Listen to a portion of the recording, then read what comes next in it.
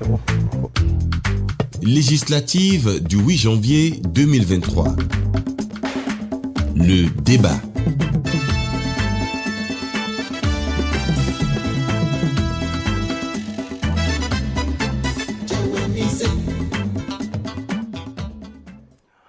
Bienvenue à ce plateau spécial consacré au débat entre les 7 partis politiques en lice pour renouveler le Parlement béninois en janvier prochain. Justement, comme vous pouvez le voir, ce plateau est brandé avec des illustrations de symboles nationaux. Les images du drapeau national, mais également en fond de scène, l'image du bâtiment qui abrite le Parlement actuel. Ce tout premier débat d'une série de 7 se fera dans un instant sur l'une des plus importantes fonctions du Parlement comme contre-pouvoir, le contrôle de l'action gouvernementale. Comment appréhendent-ils cette prérogative? Ceux-là même qui veulent aller représenter le peuple au Parlement pour veiller à la bonne administration du pays au bénéfice du destin commun. Quelle promesse d'un usage efficace ou peut-être d'un renforcement de ce pouvoir du Parlement face à celui du gouvernement? Et puis cette question aussi, ce levier de contre-pouvoir du Parlement qu'est le contrôle de l'action gouvernementale a-t-il été bien utilisé par la législature sortante? Pas assez ou pas du tout? Autant de questions déclinées en 5 formulations que nous allons poser aux représentants des 7 partis politiques en compétition. Mais nous avons sur ce plateau, il faut le dire tout de suite, 6 partis qui ont répondu à l'appel de ce débat organisé par la HAC Moriti. On espère bien que le BR va pouvoir allier les 6 autres plateaux organisés à cet effet. En face de moi, mon binôme François-Xavier Noumon de E-Télé va vous présenter les différents représentants des partis politiques ici présents, mais également les règles qui vont gouverner ce débat. François-Xavier Noumon. Merci Ozias. Bonsoir chers téléspectateurs, bonsoir à vous, messieurs les débatteurs de ce plateau comptant pour les législatives du 8 janvier 2023. Vous êtes tour à tour sur ce plateau, Guy Dossou Mitokpe, représentant le parti Les Démocrates, Idrissou Bako, représentant le parti FCBE, Modeste Derhotin, représentant le parti Moël Bénin, Gafarou Raji, représentant le parti MPL, Gérard Benochi, représentant le parti UP Le Renouveau et Cyril Yaovi Djikui, représentant le parti UDBN. Cet ordre est issu d'un tirage au sort et sera donc celui de la prise de parole. Pour les règles de ce débat, voici comment il a été entendu et accepté par tous qu'il se déroule en équité et transparence. Le débat va durer 90 minutes. Pour les 5 questions formulées et à afficher respectivement, le temps de parole est de 12 minutes 30 par représentant de parti à raison de 2 minutes 30 par question. Le temps de parole pouvant être ajusté ou compensé d'une question à l'autre selon le temps de réponse ou l'inspiration du débatteur jusqu'à atteindre le quota précédemment annoncé. Les mêmes questions seront posées à chaque débatteur. Et comme Ozias le relevait, le représentant du parti Bloc républicain n'étant pas de la partie, son temps de parole sera donc équitablement réparti à votre profit. Merci François-Xavier Noumon. Et ce sont les démocrates représentés par Guy Mitokpe selon l'ordre d'attribution de parole retenu après un tirage au sort, et bien qui vont prendre la parole par la voix de Guy Mitokpe. La question toute simple qui sera posée à tous, chacun ici. Quelle est l'importance, à vos yeux, de cette fonction fondamentale qu'est le contrôle de l'action gouvernementale par le Parlement? Comment l'appréhendez-vous? Merci infiniment, monsieur le journaliste. Je voudrais, avant tout propos, remercier l'initiative de nous donner la parole. Je crois que la fonction de contrôle de l'action gouvernementale déférée au Parlement est une fonction capitale. Je dirais même que c'est l'essence. C'est vrai que quand on parle de parlementaires, de députés, on pense souvent aux législateurs. Mais en dehors de légiférer, ils contrôlent l'action du gouvernement et ils consentent l'impôt. Donc c'est un rôle capital, comme je le disais tout à l'heure. Et tout parlement qui est dépourvu de ce rôle, en réalité, n'en est plus un. Donc personnellement, la dernière législature qui a fondamentalement joué ce rôle de contrôle de l'action gouvernementale remonte de 2019, je crois, à la 7e législature, qui selon moi était véritablement dans ce rôle, a joué ce rôle dans tous ses compartiments. C'est ce que je peux dire pour le moment. Idrissou Bako. Merci beaucoup. Selon l'article 79, alinéa 2 de la Constitution, le Parlement exerce le pouvoir législatif et contrôle l'action du gouvernement. Donc l'action du gouvernement est la deuxième fonction du parlementaire. Cette fonction est tellement importante que nous devons savoir que la gestion du pays est confiée à un gouvernement et ce gouvernement a besoin des représentants du peuple pour apprécier comment ce pays est géré. Voici pourquoi. Pour ce qui concerne toutes les actions que mène le gouvernement, il est nécessaire qu'au niveau du Parlement, que cette fonction soit bien exercée. C'est une fonction qui a d'ailleurs déserté le forum pour la législature finissante, ce qui a fait que, aujourd'hui, lorsque vous regardez au niveau de la population, le débat parlementaire ne crée pas d'enthousiasme au niveau de la population. On a connu des législatures, lorsqu'on dit qu'il y a un débat, une retransmission d'un débat parlementaire, alors toute la population est intéressée. On veut suivre le débat comme si c'était un match de football. Mais aujourd'hui, il peut y avoir 1000 débats, 1000 retransmissions, vous ne voyez pas l'adhésion de la population, vous ne voyez même pas les gens s'en intéresser. Donc ça veut dire que cette fonction est très importante et pour la population, pour le Béninois, c'est très important pour qu'il puisse savoir ce qui se passe dans le pays, pour qu'il puisse savoir si ses préoccupations sont prises en compte par ses représentants à l'Assemblée nationale. À présent, Moël Bénin pour prendre la parole. Alors, sur la même question. Oui, merci. Je pense que, comme l'ont dit mes prédécesseurs, la seconde fonction la plus importante donc, des parlementaires, c'est bien le contrôle de l'action gouvernementale. C'est vrai que ce contrôle-là n'a pas été suffisamment fait pour cette législature-là.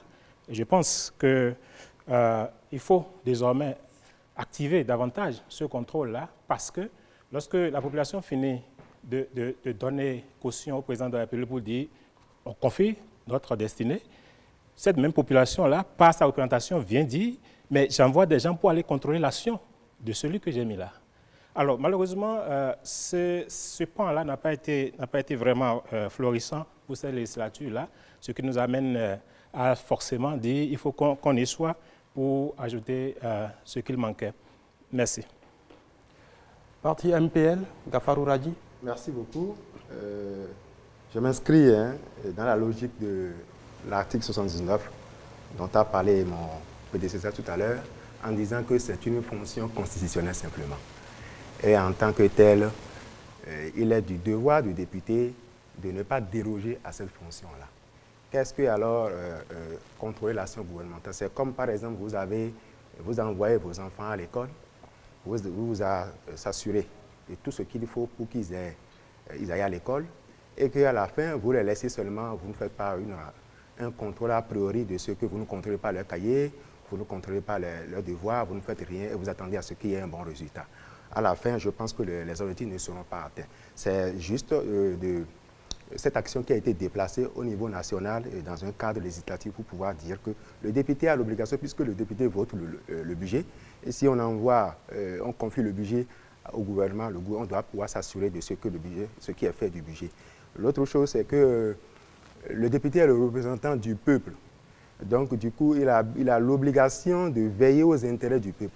Le peuple n'ayant pas cette possibilité d'interpeller directement le gouvernement, alors le député a cette responsabilité de le faire. Alors, mais on a observé, comme le dit tout le monde ici, que cette fonction, bien que régalienne, constitutionnelle et importante, a totalement déserté le forum, n'a presque pas existé depuis un bon moment. L'honorable Guy Mitokwe faisait référence à la législature, à la 7e législature. Je dis, on peut dans une certaine mesure donner une certaine carte blanche à cette législature, mais avant, il y a eu des législatures qui nous ont montré ce que c'est véritablement le contrôle de l'action gouvernementale. J'observe qu'aujourd'hui, le débat politique n'existe plus. Le débat parlementaire n'existe plus, au point où les populations n'ont pas d'engouement à aller voter. Quand on parle du vote, surtout dans le cadre des élections législatives, les populations ne savent pas ce qu'est réellement, il faut envoyer un député à l'Assemblée pour faire. Il est important, urgent même, de régler ce problème, de faire renaître la confiance aux populations qu'en réalité, c'était juste un accident de parcours et que désormais les choses se feront mieux. Autour de l'UPR, représenté ici par l'honorable Benonchi. Merci beaucoup. Oui, le rôle du député, c'est de voter les lois, de contrôler l'action du gouvernement et de représenter la nation. Je pense que toutes ces fonctions sont liées. Je puis dire que la législature finissante a parfaitement et convenablement joué ce rôle. Pour preuve, vous voyez, le jour où le chef de l'État a fait son discours sur l'état de la nation, il a dit il a félicité le Parlement sortant qui aurait été plus prolifique que n'importe quel autre Parlement. Ça veut dire celui qui est consommateur des lois, qui envoie les projets de loi, qui sait quelle collaboration il y a eu entre le Parlement et lui, il n'y a que lui qui puisse bien l'apprécier. Et moi, j'ai dit que le contrôle de l'action gouvernementale a été convenablement fait par la législature finissante à travers les questions orales, les questions écrites au gouvernement et les jeudis. Nous avons consacré, le Parlement finissant a consacré les jeudis pour que les ministres viennent plancher devant le Parlement pour répondre aux questions que les députés leur ont posées. Et la presse est là pour témoigner que plusieurs fois, plusieurs ministres sont passés. On a posé des questions auxquelles les ministres sont venus donc répondre devant le Parlement. Et c'est normal, effectivement, que quand le Parlement vote les lois, principalement la loi de finances, et met les ressources à la disposition du gouvernement, de l'exécutif, pour conduire les politiques publiques, c'est normal que le Parlement se mette dans son rôle de contrôle pour aller voir comment est-ce que ces ressources sont utilisées. Et vous savez que le Parlement finissant a bien fait ce rôle de par les votes des lois de règlement. Vous savez que la Cour des comptes est l'organe technique, est le bras technique de l'Assemblée nationale qui permet de vérifier le contrôle de l'usage auquel les fonds publics ont été destinés et produit son rapport à l'Assemblée nationale. Et ce rapport est étudié par les députés, débattu et voté. C'est ça la loi de règlement. Nous l'avons fait régulièrement et sommes à jour aujourd'hui. Le Bénin est à jour en ce qui concerne les lois de règlement. Nous avons voté jusqu'à la loi de règlement 2020. Ça veut dire qu'au plan international, le Parlement béninois est bien noté. Et puis, nous avons ajouté un pan à ce contrôle qui est le contrôle des entreprises publiques qui n'avait jamais existé dans aucune législature. La 8e législature a innové. Et je suis le président de la commission des finances et j'en sais quelque chose. J'ai conduit personnellement la commission de contrôle du Conseil national des chargeurs du Bénin. Et quand nous avons déposé le rapport, vous avez vu, ce rapport a nourri l'exécutif et cela a conduit donc à la dissolution de cet organe, étant donné que le rapport a révélé d'énormes irrégularités de gouvernance. C'est ça le contrôle de l'action gouvernementale. Et ce n'est pas forcément lorsqu'on fait les débats à l'Assemblée nationale qu'on peut dire qu'on contrôle l'action du gouvernement. Le contexte était particulier que les deux groupes parlementaires présents à l'Assemblée nationale soutiennent le gouvernement.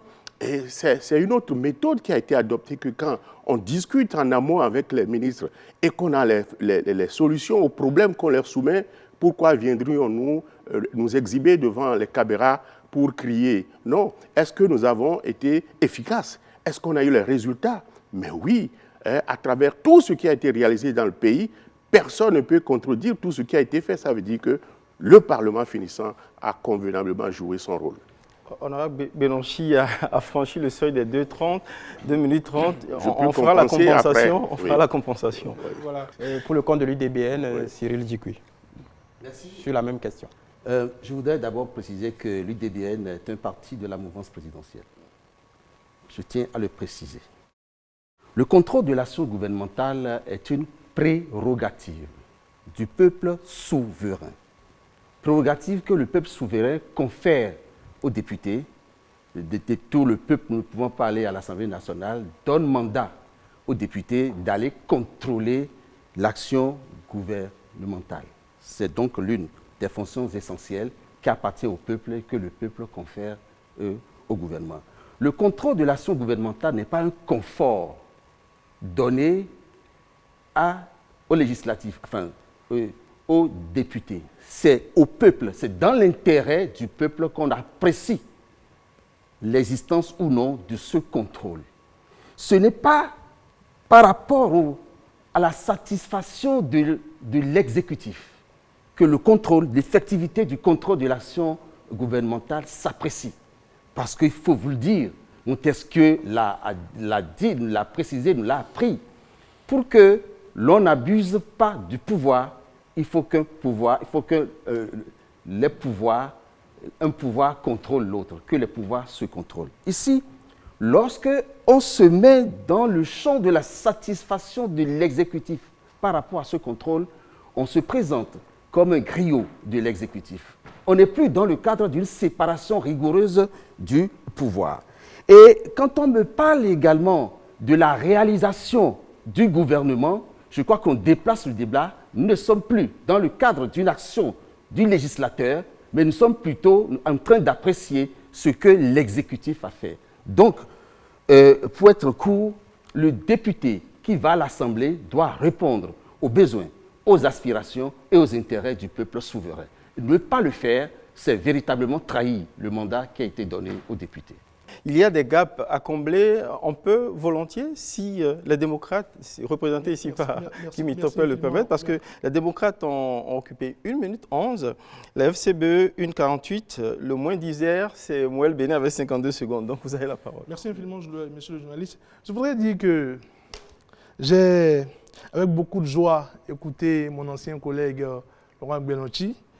Et je voudrais dire que c'est avec peine que je l'écoutais parce que, vous savez, le contrôle de l'action gouvernementale,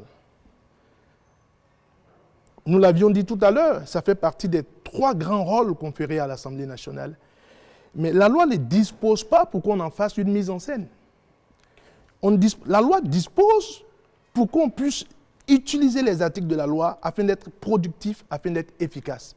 Mais ce qui s'est passé au cours de la 8e législature, pardonnez du peu, mais c'était qu'une mise en scène. D'abord, l'essence même de la mise sur pied de la 8e législature, c'était une mise en scène.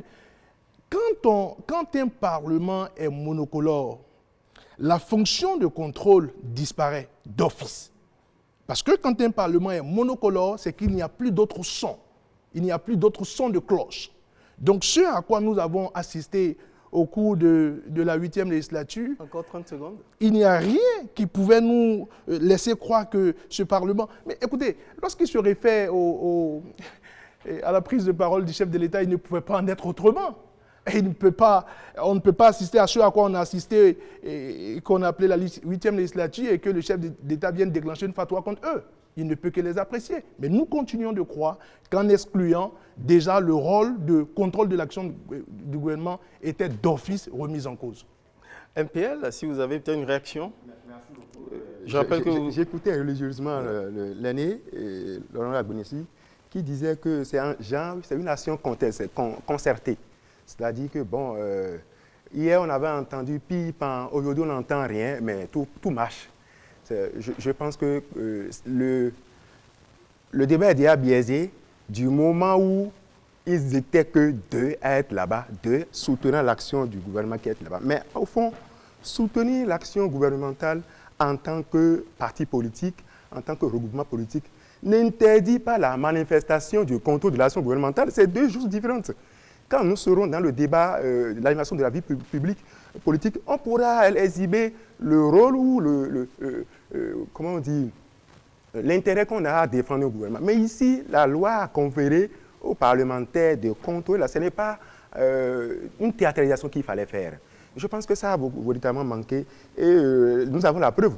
Ici, quand il dit que qu'ils sont 2 à soutenir, donc ils font de l'action concertée, ils rentrent dans les couloirs, ils discutent avec les ministres, et puis après tout marche. Non, ce n'est pas comme ça que c'est conçu. Ce qui est conçu, nous le savons, et je comprends que dans leur posture, ils n'ont véritablement pas les moyens pour pouvoir véritablement opérer cette action qui est le contrôle de l'action gouvernementale. Pour vous, à Mouel Bénin, quel est le marqueur principal pouvant témoigner de l'exercice de cette prérogative essentielle à l'Assemblée nationale? Oui, je pense que comme ils l'ont dit, c'est une mission républicaine. Le contrôle de l'action du gouvernement est, je dirais, la plus importante.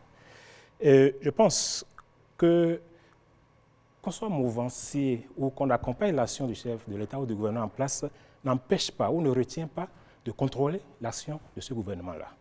Quand j'ai écouté tout à l'heure l'honorable du UPR, je dis d'accord, mais si on s'entend déjà en amont, donc il ne peut plus y avoir, c'est tout à l'heure là que j'ai eu la confirmation, j'ai compris pourquoi est-ce qu'il n'y a pas d'action, il n'y a pas de contrôle de l'action du gouvernement pour la législature qui est en train de finir. Juste parce que, comme il vient de le dire, il s'entend en amont, il règle les problèmes en amont. Mais je pense qu'on devrait aller beaucoup plus loin et aller contrôler véritablement. Quand vous parlez de marqueurs, pour moi, les marqueurs sont déjà prévus par les tests, les questions orales, les questions écrites et les commissions d'enquête parlementaire. Vous voyez, c'est vrai, on peut accompagner l'action, mais on ne peut pas rester tout le temps dans cet accompagnement-là sans faire ce pourquoi le peuple nous a envoyés là-bas. Parce que, comme je l'ai dit, il s'agit ici, lorsque le peuple a fini de confier sa destinée à un président, ce même peuple, par le système de représentation, envoie des gens pour dire « va me contrôler l'action de celui à qui j'ai confié ma destinée ». Donc, on ne peut pas dire qu'on s'est entendu en amont et que c'est pourquoi tout va bien. Non, je pense qu'on devrait pouvoir contrôler véritablement et user de ces marqueurs-là ou de ces indicateurs-là, à savoir les questions. Bon, OK, les questions, on en a entendu, mais alors, les commissions d'enquête parlementaire, ceci, certainement pour amener le gouvernant à certainement corriger certaines de ses actions, parce que l'action gouvernementale, elle est d'abord humaine, donc perfectible. Par conséquent, il faut qu'il y ait ce pouvoir-là, comme ils l'ont dit mes prédécesseurs, ce pouvoir de contrôler, de recaler, de rappeler surtout pour dire, OK, il y a beaucoup de choses peut-être qui se font, mais il reste encore à faire, ou ce n'est pas bien fait, on pourrait faire autrement. Je pense que c'est comme ça, à Moelle-Bénin, nous concevons l'action de l'Assemblée nationale, la seconde mission de l'Assemblée nationale, qui est le contrôle de l'action du gouvernement. On peut bien accompagner, on peut bien supporter, on peut bien être de la mouvance, mais contrôler. C'est cela que le MOEL, c'est la spécificité du MOEL. Nous accompagnons, nous supportons, mais nous allons contrôler. Idriss Soubako, vous voulez ajouter quelque chose? Oui, merci beaucoup. Vous savez, la 8e législature, elle a brillé par la théâtralisation de l'Assemblée nationale. Moi, personnellement, au cours d'une seule mandature, j'ai eu les deux casquettes, député de la mouvance et député de l'opposition. C'est très simple. Lorsque vous êtes de la mouvance, vos actions de contrôle, vos questions orales, vos questions écrites, c'est bien orienté. Parfois même, les orientations sur les réponses sont connues d'avance. Ça, c'est ça, un député de la mouvance présidentielle. Lorsque vous êtes de l'opposition, alors là, vous êtes en ce moment-là plus aguerri, plus attentif aux problèmes de la population et vous arrivez à poser les questions, vous arrivez à poser des actions de contrôle réel. Mais pourquoi c'est important d'avoir les deux dans une Assemblée nationale, c'est-à-dire la mouvance et l'opposition? Parce qu'il arrive des questions de préoccupation nationale qui sont posées même par les députés de l'opposition et parfois encouragées par les députés de la mouvance. Parfois, vous posez les questions et cela inspire ceux qui soutiennent l'action du gouvernement. Et puisque c'est une préoccupation nationale, vous arrivez à vous entendre et à tirer sur la sonnette d'alarme pour dire attention. Et c'est nécessaire. Donc, tout ce que nous avons vécu, c'est la configuration de l'Assemblée nationale, la 8e. Monocolore, il a dit, deux blocs qui soutiennent l'action du gouvernement. Et je pense que pour bien animer la démocratie, il faut se mettre dans une logique de ne plus jamais vivre ça, plus jamais ça. Et je dis, si j'étais député de la 8e législature, vers la fin de la mandature, je vais prendre une pancarte pour dire, nous réclamons les opposants à l'Assemblée nationale. Parce qu'ils vont nous faciliter la tâche, ils vont nous permettre de prendre en compte les préoccupations des populations et vont nous permettre d'être en harmonie avec cette population. On en a besoin. C'est très nécessaire pour la vitalité de notre démocratie.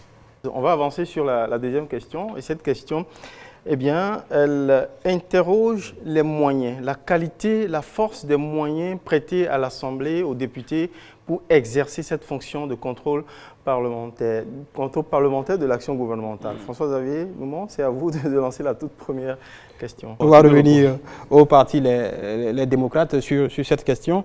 Dans l'architecture actuelle, l'architecture légale actuelle, comment vous appréciez les moyens qui sont à disposition des députés de la représentation nationale pour contrôler efficacement l'action du gouvernement? Merci infiniment. Je crois que ce ne serait pas farfelu d'insister sur le fait que, à l'heure où nous parlons, le Parlement qui existe n'a pas eu les moyens de contrôler. Et je l'ai dit, dès sa mise sur pied, ce Parlement n'a pas eu les moyens de contrôler. C'est un fait. Quel que soit ce qu'on va vouloir démontrer, ce Parlement a été mis sur pied pour ne pas avoir les moyens nécessaires pour contrôler. La question me ramène un peu à la question des marqueurs. Je crois que la Constitution a déjà indiqué, et puis le règlement intérieur de l'Assemblée nationale aussi s'est prononcé là-dessus. On peut procéder par des commissions d'enquête, on peut procéder par des questions orales, des questions écrites, des questions orales avec débat, des questions orales sans débat. Je vous dis un peu l'efficacité de ces moyens. Vous voyez, lorsque des Noirs avaient été arrêtés en Libye, vendus comme des esclaves au XXIe siècle, ça faisait l'actualité. On se posait peut-être la question de savoir est-ce qu'on a des frères là-bas, est-ce qu'on a des compatriotes là-bas. Et dans cet élan, j'ai posé des questions. Je crois que c'était une question orale avec débat au Parlement. Mais vous savez, j'étais en plein hémicycle quand j'ai reçu un SMS de nos compatriotes, accepté que je ne puisse pas dire la région, mais ils m'ont dit de quelle région du pays ils étaient nombreux. Quand j'ai reçu le message, j'étais sorti, j'ai parlé avec eux. Et ils m'ont dit, mais écoute, nous sommes en Libye, nous sommes des compatriotes, nous sommes des Béninois et nous vivons en Libye. Ce que vous voyez sur les chaînes internationales, c'est quelque chose de vrai et nous sommes en plein là-dedans. Mais quand j'avais posé cette question au gouvernement en son temps, mais le ministre des Affaires étrangères, on peut faire ressortir les bandes, avait dit en son temps qu'on n'a pas de compatriotes en Libye. Vous savez, quand on légifère même pour le dernier de ses compatriotes. Chaque Béninois compte. Et parce que chaque Béninois compte, le député doit savoir qu'il est là, il a été élu pour tous les députés, pour tous les compatriotes, pour toutes les populations, pour tout le peuple. Mais quand on veut politiser tout, quand on veut politiser toutes les questions, à un moment donné, ça remet en cause un certain nombre de prérogatives du Parlement. Donc les moyens, je reviens là-dessus pour dire, il y a les commissions d'enquête, il y a les questions orales, il y a les questions écrites, il y a les questions orales avec débat, il y a les questions orales sans débat. La question des commissions d'enquête, le collègue Benonchi, tout à l'heure en parlant, a dit la question du Conseil national des chargeurs, je crois, ou bien la SOBEMAP qui a été... Conseil national des chargeurs. Voilà, Conseil national des chargeurs. Qu'on nous dise les résultats. Est-ce qu'une commission d'enquête a été mise sur pied? Est-ce que cette commission d'enquête a travaillé? Est-ce qu'on a rendu public les résultats de cette commission d'enquête? Parce que quand on dit, je l'ai écouté, quelque part il disait, mais écoutez, les débats ne signifient pas qu'on contrôle forcément. Mais le Parlement, c'est pour parler. Le Parlement, ce n'est pas un couvent. Le Parlement, c'est pour rendre public. On ne peut pas travailler au Parlement et travailler en pleine autarcie. Non, quand on dit non, nous on ne fait pas de bruit, on n'a pas besoin de faire du bruit, l'essentiel c'est les résultats, nous sommes très productifs. Vous ne pouvez pas être productif sans le peuple, parce qu'il s'agit de l'argent du contribuable. Et à ce titre, vous êtes obligé de rendre public ce que vous avez trouvé, ou bien après votre enquête, ce que vous avez trouvé, vous êtes obligé de rendre public. Ce n'est pas une affaire de coût familial. Donc, quand c'est une enquête, et puis une enquête sur une structure privée ou une structure publique, rendez public les résultats. Et puis ensemble, il a dit, maître, le représentant de l'UDBN,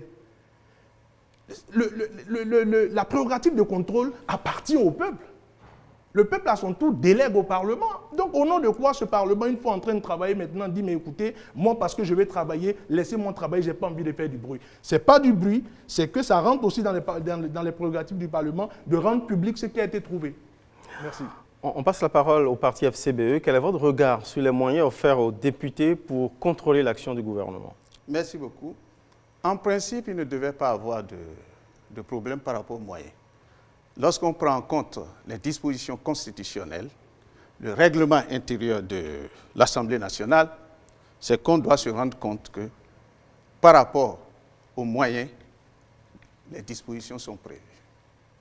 On a parlé des questions orales sans débat, des questions avec débat, des questions écrites, des questions d'actualité, les enquêtes parlementaires et les commissions.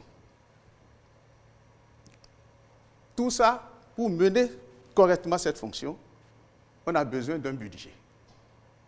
En principe, le problème de budget aussi ne devait pas se poser.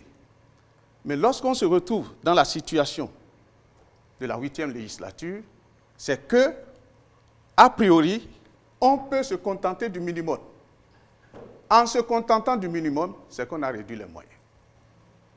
C'est ça. Et à travers cette disposition, le peuple, le collègue l'a dit, le Parlement, c'est pour parler.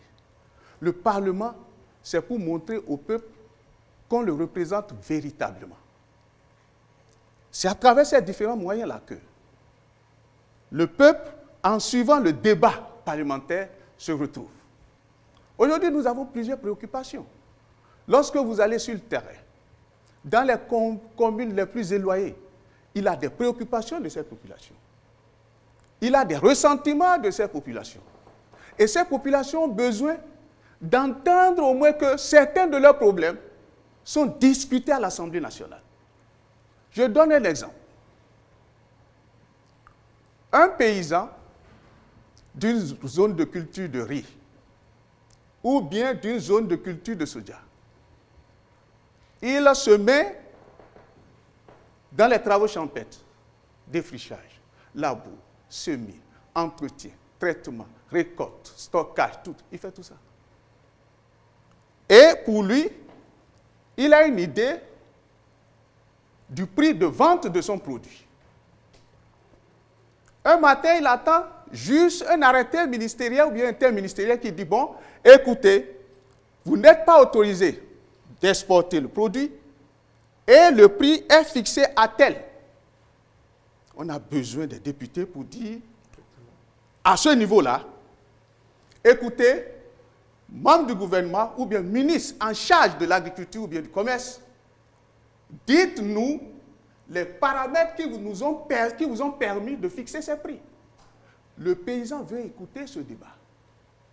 Mais lorsque le paysan ne l'écoute pas, il se dit que c'est imposé. Et il ne comprend pas. Là, il n'est pas en harmonie avec ses représentants. Or, si le débat est fait, des paramètres seront donnés, des justifications seront données, et peut-être que le prix là est bien. Et peut-être que le prix n'est pas rémunérateur. À ce moment-là, l'Assemblée nationale, les parlementaires attirent l'attention du gouvernement pour qu'un prix rémunérateur soit fixé. Et là, vous allez voir, ce serait dans la grande joie de toute la masse, de toute la population et de tous les paysans. Voici ce que nous nous reprochons en fait. De manière opérationnelle, voici un exemple. Je vous remercie. Oui, je pense que les moyens existent. Les députés de la 8e ont choisi de ne pas utiliser ces moyens-là. Les moyens existent, comme ils l'ont rappelé, les moyens constitutionnels existent, les moyens réglementaires existent. Donc, ils ont choisi simplement de ne pas utiliser ces moyens-là ou alors d'utiliser d'autres moyens qu'on ne saurait dire ici. Sauf que, lorsque vous êtes dans l'action, vous êtes dans le contrôle de l'action du gouvernement, vous devez parler. Ça, là, il faut le dire. Sinon, le peuple ne peut pas vous suivre. Il faut dire les positions. Quelle que soit, par ailleurs, votre position, il faut dire ce que vous pensez pour que la population puisse vous suivre. Puisque c'est la population qui vous a envoyé là-bas. Donc, moi, je pense que les moyens, il y en a. Les députés de la 8e n'ont pas voulu les utiliser. Les moyens financiers et budgétaires aussi, je pense qu'il en a. S'ils veulent bien, ils vont le faire. Et je pense aussi que le chef de l'État n'a jamais interdit à la législature actuelle de ne pas contrôler son action. Jamais. Le chef de l'État ne l'a jamais interdit. Il l'a même souhaité. Donc je n'ai pas compris pourquoi cette législature-là est restée pratiquement muette sur cette question-là, qui, pour ma part, reste la plus importante et la plus je dirais, fondamentale pour les populations. Vous voyez? Bon, en restant dans cette posture-là, c'est un peu comme s'il confirmait tout ce qui se dit de cette législature-là. Et donc, il faut forcément qu'on puisse corriger. Il faut que, bien qu'en accompagnant, qu'on puisse attirer l'attention. Ça, là, il faut le faire. On ne peut pas dire qu'on a travaillé en amont, on ne peut pas dire qu'on a fait, et puis les choses se règlent comme ça, et puis c'est pourquoi il n'y en a pas. Non, je pense que les moyens sont là, il faut les utiliser, et je pense qu'on va les utiliser, nous autres. Au parti MPL à présent, d'apprécier les moyens mis à la disposition des députés pour contrôler l'action gouvernementale et surtout l'usage qui en a été fait. Merci beaucoup. D'abord, je pense que nous faisons, le débat est un peu biaisé quand nous parlons de 8e législature. Pour nous, cette législature n'avait jamais existé. Pour nous, c'est la prochaine législature qui serait considérée comme la 8e législature, puisqu'on ne peut pas, ce qui s'est passé pour qu'il soit là, c'est tout sauf démocratique, c'est tout sauf élection pour pouvoir crédibiliser notre démocratie. Cependant, j'observe juste que la 8e législature, comme on en parle, pense que titiller le gouvernement, c'est leur ôter leur mission de soutien du gouvernement. Ce n'est pas ça. Et je pense qu'il y a assez de problèmes, il y a assez de règlements qu'il faut faire. L'autre chose, c'est que quand on parle de l'action gouvernementale, les mécanismes sont clairs, hein, tout le monde l'a déjà rappelé ici. Je pense seulement que l'action manque d'un peu de réglage ou bien une touche particulière que nous pensons que nous allons apporter. Nous pensons que la touche qu'il faut pour véritablement, puisque au fond, nous avons déjà assez de couvents dans le pays pour que l'Assemblée nationale s'y ajoute pour devenir encore un couvent. On y va au Parlement pour parler. Donc on ne va pas dire que nous sommes au Parlement pour voir les ministres en coulisses, discuter avec eux, leur écrire les lettres personnelles. Non, nous sommes allés représenter le peuple souverain qui nous a envoyés en mission et qui attend de nous. Parfois, vous allez voir des gens, ils disent, lui aussi c'est un député, les peuples disent c'est un député, parce que pendant 4 ans, il ne l'a jamais vu parler. Pendant 4 ans, il ne l'a jamais vu. Et puis mieux, le peuple n'a aucun moyen pour demander des comptes aux députés qu'il envoie au Parlement. Je pense que ça fait des choses qu'il faut régler. Et nous pensons que pour pouvoir véritablement, ce qu'il faut ajouter à tout ce qui est mécanisme de contrôle de l'action gouvernementale. On va revenir sur cette question. Donc je pense qu'il faut que le peuple aussi ait un moyen de contrôle, un moyen pour faire pression sur le député, pour que le député sente que si désormais je ne travaille pas rigoureusement, je ne fais pas ce pourquoi on m'envoie au Parlement, je risque d'avoir une sanction. Et de plus en plus, nous parlons de redevabilité. L'action on t'a envoyé au gouvernement, au Parlement, l'action que tu es allé effectuer là-bas, tout ce que tu as fait là-bas, est-ce que le peuple, ça entre dans la vie du peuple, ça a un impact sur la vie du peuple? L'honorable dit Soubako tout à l'heure, donnez un exemple palpable. Le peuple a besoin de savoir pourquoi une telle décision et quelle est la finalité, quel est l'impact sur sa vie. UP Le Renouveau. Merci. Je pense que quand j'étais intervenu, j'ai dit que le contrôle de l'action gouvernementale s'opère à travers les questions orales, les questions écrites, les questions orales avec débat, sans débat, les missions parlementaires d'enquête, le contrôle public des entreprises, et que la 8e législature en a fait suffisamment, même a consacré les jeudis pour ça. Mais quand les camarades d'en face interviennent, ils continuent de dire qu'on n'a pas fait de contrôle. On en a fait assez. Et puis, les résultats sont là, les rapports sont là. On en a fait. Vous pouvez dire, critiquer, dire vous n'en avez pas fait assez. Mais nous, on en a fait. Alors, si je reviens sur les outils, les moyens, les outils, c'est ça qu'on est en train de dire. Les outils existent au plan constitutionnel, au plan réglementaire. C'est tout ce que nous sommes en train de dire là, qui sont les moyens par lesquels les députés doivent faire le contrôle de l'action gouvernementale. Pour les questions orales, les questions écrites et autres, vous n'avez pas besoin de ressources pour ça. Il suffit de poser les questions sont programmées, les ministres sont invités et on débat. Mais pour les commissions d'enquête parlementaire, il faut les ressources. Parce que lorsque on met en place une commission d'enquête parlementaire, il faut un budget. Il faut que le budget soit validé. Et la plupart du temps, ce que moi j'ai vécu c'est que quand on fait une ou deux, la ligne budgétaire déjà est absorbée et puis la question commence à dire qu'il n'y a pas de ressources. Or, vous savez que la loi dit que l'Assemblée nationale vote son budget, puis l'envoie au gouvernement qui l'intègre au budget général de l'État. Mais vous savez qu'il y a aussi le cadrage budgétaire. C'est que l'Assemblée nationale n'a pas l'autonomie financière, elle a l'autonomie de gestion. Son budget est voté, mais il faut que ce soit en adéquation avec le budget général de l'État. On aurait mis des milliards, c'est le peuple même qui va commencer à crier « Oh, les députés ont voté cette année leur budget à tel milliard ». On l'entend dire. Quand ça augmente un peu, le peuple crie que pourquoi ils ont augmenté leur budget. Et on a peur d'augmenter, les ressources sont limitées, on ne peut pas contrôler. Alors on a l'impression qu'on veut une chose et son contraire. Moi, c'est ce que moi j'ai vécu. Puis à chaque fois qu'on veut voter le budget de l'Assemblée nationale, je pense que quand on charge les lignes, même à l'Assemblée, les gens commencent à critiquer pour dire si ça sort, le peuple va crier que c'est beaucoup. Mais si c'est beaucoup, si ce n'est pas beaucoup, on ne peut pas mener les actions. J'ai dit par exemple le contrôle des entreprises publiques qu'on a eu à faire. C'est une seule qu'on a eu à faire. Mais la deuxième, moi j'ai déposé, la commission des finances a déposé son besoin pour aller sur une autre entreprise. Mais faute de ressources, on n'a pas pu le faire. Ça veut dire que le problème de ressources se pose. Et pour tous ceux qui parlent, ils vont faire l'expérience. Je souhaite bien qu'ils viennent à l'Assemblée nationale pour venir faire l'expérience. Et pour qu'au moment où on va voter le budget de l'Assemblée nationale, ils voient les contraintes auxquelles on fait face souvent.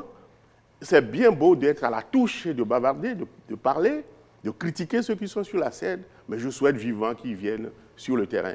Mais moi, je pense que la 8e législature a fait énormément de contrôle des entreprises publiques. Et aussi, il faut dire que ça ne s'arrête pas là. Il faut la reddition des comptes.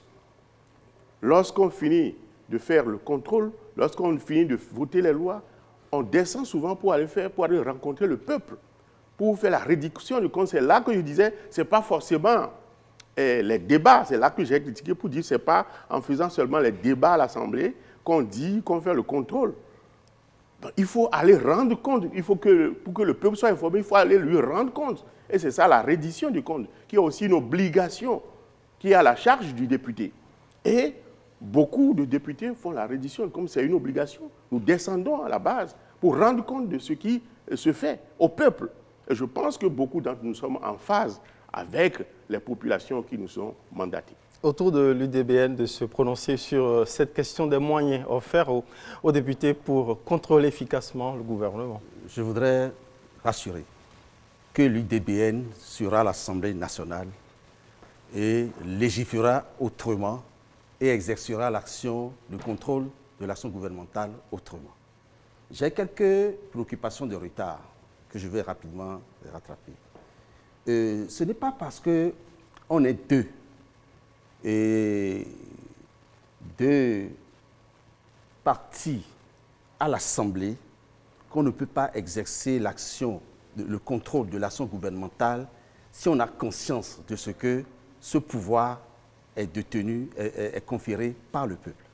Si on a conscience, le fait d'être deux n'est pas une excuse pour ne pas exercer le contrôle de l'action gouvernementale. Vous aviez posé une question à laquelle je vais revenir. Qu'est-ce qui est le marqueur de l'exercice du contrôle de l'action gouvernementale? La satisfaction du peuple. Tout peuple, tout converge vers le peuple. Tout part du peuple. Le député doit se référer au peuple, je l'ai dit, pour connaître ses aspirations, pour connaître ses besoins et lui permettre d'exercer l'action gouvernementale. Si on ne se réfère pas au peuple, le mandant, on ne peut véritablement pas exercer l'action gouvernementale. Tout converge vers le peuple, on l'a dit, la reddition des comptes. Je suis du peuple. Je n'ai jamais vu un député venir me rendre compte. Pourtant, je suis électeur. J'ai besoin qu'on me rende compte. Combien de députés a rendu compte de quoi à qui? Ça n'existe pas. Ça n'existe pas. Ensuite, pour revenir à la question, moyens à disposition pour contrôler l'action gouvernementale. Si moyens s'entend de modalités, il y a la question orale, la question écrite, la question d'actualité, l'interpellation et l'enquête parlementaire. Je mets au défi la législation finissante de me dire combien de fois ces modalités, ces contrôles ont été exercés, ont été mis en œuvre. Je voudrais qu'on me fasse le bilan, qu'on me dise comment ces actions ont été mises en œuvre. Si le moyen s'entend de moyens financiers, mais il y a un aveu déjà pour dire qu'il y a eu insuffisance de moyens, donc voilà pourquoi on n'a pas pu exercer les modalités du contrôle de l'action gouvernementale. Il n'y a plus de débat. Si soi-même on reconnaît qu'on était impuissant, qu'on n'a pas pu exercer, il n'y a plus de débat. Et pourtant, on est député. Pourtant, on bénéficie d'un mandat. Pourtant, c'est le député qui vote le budget, qui vote son propre budget, le Parlement qui vote son propre budget. De quoi se plaint-on? De quoi se plaint-on? Heureusement qu'on est à la fin de cette mandature. L'UDBN viendra résolument remplacer ces députés et légiférera autrement. On va revenir aux démocrates de façon concrète. Pour vous, une fois à l'Assemblée nationale, que changeriez-vous dans ce dispositif? Merci infiniment, messieurs les journalistes. D'abord, avant d'aller à l'Assemblée nationale, acceptez que je puisse à nouveau insister sur le fait que quand nous insistons sur la question de la démocratie, et la démocratie vraie, pas les mises en scène, c'est parce qu'en réalité, chaque élément entraîne un autre. Lorsque démocratiquement les gens sont élus, ils savent qu'ils sont redevables qu'au peuple. Mais quand les gens ne sont pas démocratiquement élus, ils sont redevables à un individu. Et tant que vous serez redevable à un individu, vous ferez le salam alek. Et quand on fait le salam alek, on parle peu. Donc, c'est de ça qu'il s'agit. On est dans un contexte où la première des choses qu'il faut aujourd'hui essayer de revoir, c'est que nous devons retourner à l'état initial de notre démocratie. Nous espérons bien que ce que nous voyons comme ouverture, c'est-à-dire la prochaine élection législative sera que tout sera mis en œuvre pour que ce soit une élection transparente, ouverte et que chaque institution puisse jouer son rôle, parce que nous, on jouera le nôtre. Nous, on ira vers les populations, on parlera et puis on va espérer que les résultats qui sortiront des urnes puissent être respectés. Ça part de là. Quand vous savez que parce que les populations n'ont pas d'eau, parce que les populations ne sont pas bien éduquées et que c'est pour cela que vous avez été élus. J'ai pris tout à l'heure la question de certains compatriotes qui se sont malheureusement retrouvés dans le bourbier libyen. Mais c'est pour ça que vous êtes élus. Et quand vous parlez avec ces personnes, vous savez que vous n'avez pas droit à l'erreur. Mais quand tout se passe, que, je ne sais pas, vous êtes redevable dans un système démocratique à peut-être uniquement un parti politique ou uniquement un créateur ou uniquement à un individu, en ce moment bien précis, ça, je sais pas, la base déjà est faussée. Et quand la base est faussée, acceptons ensemble qu'on ne peut pas jouer le rôle normalement qui vous est dévolu. Donc, entrez dans le prochain Parlement, et comme je l'ai dit tout à l'heure, tout en espérant que tout puisse être transparent, ouvert et démocratique, la première des choses que nous allons exiger, c'est que nous devons pouvoir travailler à ce que les choses puissent aller de pair. La démocratie n'est pas l'allégeance à l'anarchie. Nous voulons un peuple, nous voulons une nation démocratique, mais qui rime en même temps avec développement. Donc, dans ce sens, convenez avec moi que nous allons tout mettre en œuvre afin d'abord que cette démocratie ne puisse pas rimer avec le sous-développement. Cette démocratie ne puisse pas rimer avec la pauvreté, mais que cette démocratie puisse rimer avec les valeurs et que ces valeurs puissent nous conduire au développement. Donc ces choses doivent pouvoir changer. Et puis, comme je l'ai dit, quand tout a été transparent, quand tout s'est fait comme il se doit et que vous êtes au Parlement, vous savez que vous venez d'une circonscription électorale. Vous venez d'une circonscription électorale, ça veut dire qu'il y a des personnes qui vous ont élus, même si vous appartenez à tout le peuple. Donc, du coup, vous êtes obligé de mettre le doigt sur les maux que connaissent les populations. Vous êtes obligé de mettre le doigt sur les insuffisances en matière de gestion de la chose publique, afin que tout puisse rentrer dans l'ordre. Donc, j'insiste là-dessus. Le tout part d'abord du fait que les règles démocratiques puissent être respectées. Et quand les règles démocratiques sont respectées, on est redevable qu'au peuple. Et quand on est redevable qu'au peuple, on est obligé de travailler pour le peuple, et pour le bien-être de ce peuple et pour le développement de ce peuple. Que peut dire ici sur ce plateau le représentant du parti FCBE pour peser davantage, pour changer la pratique du contrôle de l'action gouvernementale au mieux, en tout cas, puisque jusque-là, vous l'appréciez modérément? Merci beaucoup. Au niveau de FCBE, en se référant sur le constat qui est fait, nous voulons aller à l'Assemblée nationale avec un programme de législature. Notre programme de législature, nous l'avons titré « Un Parlement du peuple pour le peuple ». Et pour y arriver, nous avons une méthodologie. Nous proposons une méthodologie. Cette méthodologie prend en compte les deux fonctions essentielles du parlementaire. Pour ce qui concerne, par exemple, la question du vote des lois, selon l'article 105 de la Constitution, alinéa 1er, c'est qu'à ce niveau, la loi peut être initiée par le président de la République ou par les députés, les membres de l'Assemblée nationale. Alors, notre méthodologie dit ceci. Méthodologie au sein de l'hémicycle et méthodologie à l'extérieur de l'hémicycle. Pour ce qui concerne l'hémicycle, par rapport aux lois, c'est que nous allons prioriser la négociation et le consensus. C'est dire quoi? Si nous sommes majoritaires, avec la négociation, nous allons démontrer la pertinence des propositions que nous faisons. Si c'est un projet de loi qui vient du côté du gouvernement, c'est que nous allons discuter sur aussi cette pertinence. Et la position de FCBE à ce niveau-là va s'allumer avec le consensus. Et c'est ça qui va expliquer, en fait, notre position. À l'extérieur de l'hémicycle, cette fois-ci en harmonie avec le peuple, nous allons prioriser la consultation, la concertation et le compte rendu. Et pour ce qui concerne la consultation, c'est que pour une loi donnée ou une question de préoccupation nationale, nous allons consulter tous les représentants des forces vives de la nation. Nous allons mettre sur pied des commissions d'études au sein du FCBE, bien sûr, où il y aura les gens de la société civile, il y aura les religieux, il y aura les sachants,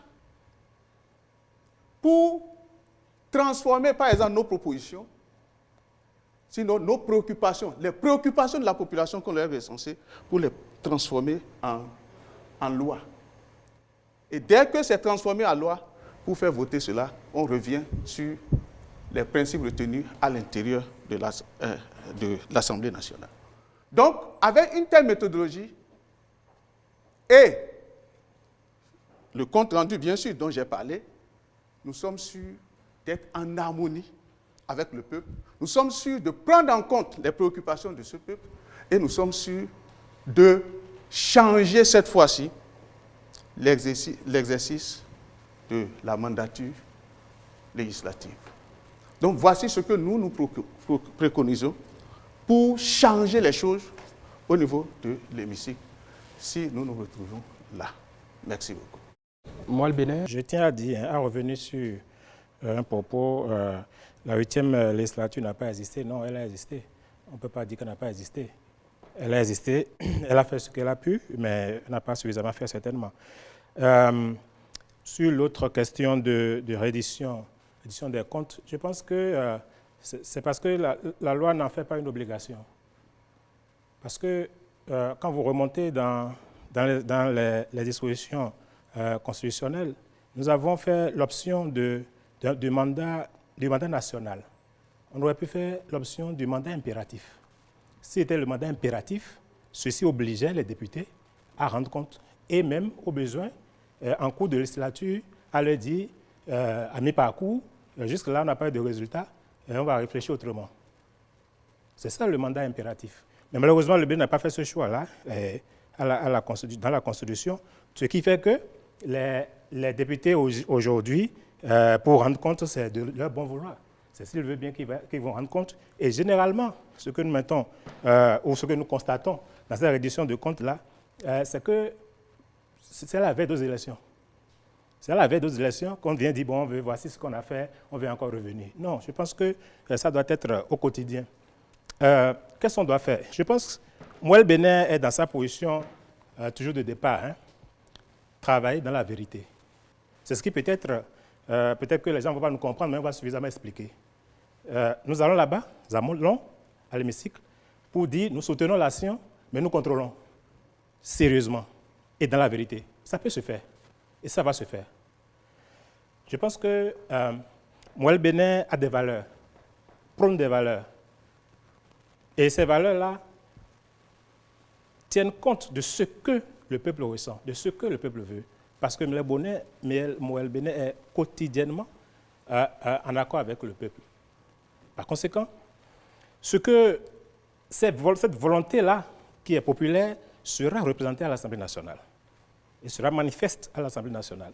Je pense que pour le contrôle de l'action du gouvernement, et à partir du moment où notre logique, c'est de dire la vérité, vous voyez déjà la position de Mouel Bénin à l'Assemblée.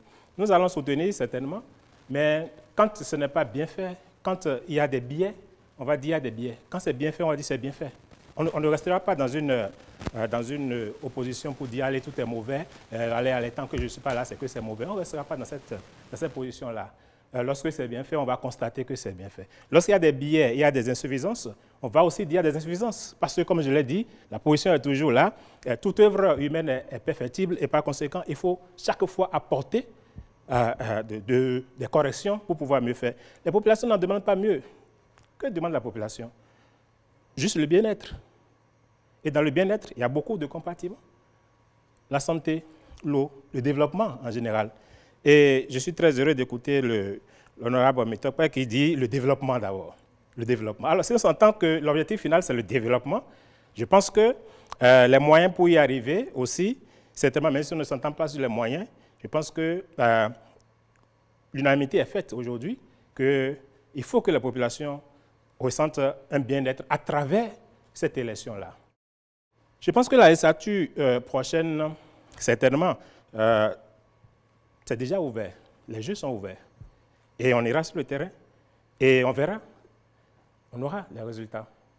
Et puisque les jeux sont ouverts, je pense que Mouel Bénin jouera pleinement sa partition. Et c'est en cela peut-être que il paraît un peu, peut-être que sa position peut paraître ambiguë, mais elle n'est pas du tout ambiguë, elle est claire. On soutient, mais on peut contrôler et on doit contrôler. Les moyens sont mis à notre disposition. Je suis vraiment désolé pour le député du UPR. Je suis vraiment désolé. Et il dit qu'il n'a pas eu les moyens pour contrôler. À partir du moment où vous n'avez pas les moyens pour contrôler, je pense qu'il y a un problème qui se pose. Alors même que le contrôle est la fonction fondamentale. Légiférer, OK, on peut le faire. Mais le contrôle est la fonction fondamentale. Mais si enfin, je ne sais pas, je ne veux pas dire on se cache, mais si on trouve comme prétexte qu'on n'a pas eu les moyens, par conséquent on ne contrôle rien, je pense que c'est vraiment désolé. L'Assemblée prochaine va se donner les moyens, bien que ces moyens-là doivent être encadrés dans celui de l'État, on va se donner les moyens pour le faire. J'ai l'impression que l'Assemblée ne sait pas suffisamment donner les moyens, par peur que le peuple puisse dire, voilà, le budget est trop, le budget... Non, expliquez au peuple, dites au peuple, on a besoin du montant, on a besoin de l'argent pour aller faire ce pourquoi vous nous avez envoyé là-bas. Vous avez envoyé pour aller contrôler l'action du gouvernement. Mais il faut aussi les moyens pour le faire. C'est pourquoi, pour l'action du gouvernement, voici le budget qui est voté. Pour le contrôle de l'action du gouvernement, voici le budget qui est voté pour cela. Et tout le monde est au courant. Et on va voir comment ça se passe et quels sont les résultats que cela donne. Parce que je pense que cette législature-là, Elle n'est pas pratiquement la seule, hein, sauf qu'elle elle a brillé juste par une inertie qui ne dit pas son nom. Mais le contrôle de l'action du gouvernement depuis les autres législatures n'a jamais été porteuse. Ça ne donne pas de résultat. Parce que quand vous regardez le règlement intérieur, il est dit que l'Assemblée nationale demande des informations à travers les commissions. Alors si c'est juste pour demander les informations, je pense qu'il y a un problème qui se pose. Si c'est juste pour demander les informations, pour dire, allez, comment ça s'est passé. Et c'est ce que je remarque. Parce que quand ils finissent ces commissions-là, je ne parle pas de ces mandatures, il n'en a pas fait, j'ai souvenance d'une seule. Ou je ne sais plus si c'est le député, comment il s'appelle, je ne sais plus, qui faisait le tour pour dire, allez, on a lancé tous les députés une seule fois à ma connaissance. Mais pour les autres fois, je ne sais pas comment ça s'est passé, mais il n'y en a pas eu. Mais je dis, lorsque vous êtes à l'Assemblée, au-delà de ces moyens dont vous devez vous donner pour pouvoir contrôler l'action du gouvernement, il faut être porteur d'une certaine valeur. Moël Bénin va réconcilier le peuple avec l'Assemblée nationale. Moël Bénin va réconcilier le peuple. Réconcilier signifie apporter au son de cloche, au besoin, pour dire d'accord, mais on peut mieux faire. C'est cela que Moël Bénin va apporter. Sa présence là-bas, c'est à ça que ça sert, et porter aussi les idéaux et les valeurs de ce parti-là. Nous y serons, sans aucun doute, nous y serons fermement et suffisamment représentés. Un écho quasi unanime, sinon général, retentit sur ce plateau pour établir qu'il y a un déficit, à tout le moins, de moyens pour actionner des leviers essentiels de contrôle de l'action gouvernementale. Que faudrait-il changer aux yeux de MPL? Merci beaucoup. Je vais revenir sur une petite histoire ici et là. L'action le contrôle de l'action gouvernementale a manqué de moyens. C'est extrêmement grave. Il n'y a pas de prix pour ça. Que le peuple ne peut pas crier si nous lui expliquons que ce que nous avons à faire, c'est dans leur intérêt. Mais je pense que nous sommes déjà à la fin de cette manière de faire. C'est pourquoi, au MPL, nous avons travaillé sur ce qui peut être le rôle d'un député à l'Assemblée nationale et quelle serait sa mission réellement pour être en harmonie avec le peuple. C'est à travers notre projet de législative que nous avons bâti le contrat de restauration. Le contrat de la restauration est fondé sur une vision qui est de faire du Parlement béninois un levier de l'enracinement de la démocratie et le développement intégral du Bénin. J'ai entendu de part et d'autre, développement, nous y sommes déjà. Ça va s'opérer autour de 3 piliers essentiels, à savoir la restauration de la démocratie parlementaire, le renforcement de l'action et du contrôle de l'action gouvernementale et la définition d'un contrat de mandature avec le peuple. Ici, vous nous demandez qu'est-ce qu'il faut faire dans le cadre du contrôle de l'action gouvernementale. On va y arriver. Nous pensons qu'aujourd'hui, quand on parle du député, on dit que le député a la possibilité d'interpeller le gouvernement. Mais le peuple qui l'a envoyé là-bas n'a aucune possibilité. Nous pensons qu'il faut immédiatement. Et que ce soit la première action que nous ferons. Si ça doit faire partie d'une loi, on fera prendre cette loi-là. Ou si ça doit faire partie d'un toilettage du règlement intérieur de l'Assemblée nationale pour que le peuple ait la possibilité d'interpeller le député. Ça peut être interpeller le Parlement et que peut-être par le mécanisme de la zone, puisque aujourd'hui nous avons un scrutin de liste, donc c'est par le mécanisme de la circonscription, on peut demander aux députés de la circonscription pour venir répondre. Nous pensons qu'il est impératif que le peuple ait cette facilité, cette possibilité d'interpeller le gouvernement. Si le gouvernement, le député interpelle le gouvernement, le peuple aussi doit pouvoir l'interpeller sur son action. Nous pensons qu'il est urgent pour compléter tous les mécanismes qui existent déjà pour le contrôle de l'action gouvernementale, de mettre la motion de censure. Qu'est-ce que nous appelons la motion de censure? En fait, nous avons pensé que quand le gouvernement est interpellé, le parlementaire interpelle le gouvernement par question écrite ou question orale, tout ce que nous avons rappelé ici, ça s'arrête là.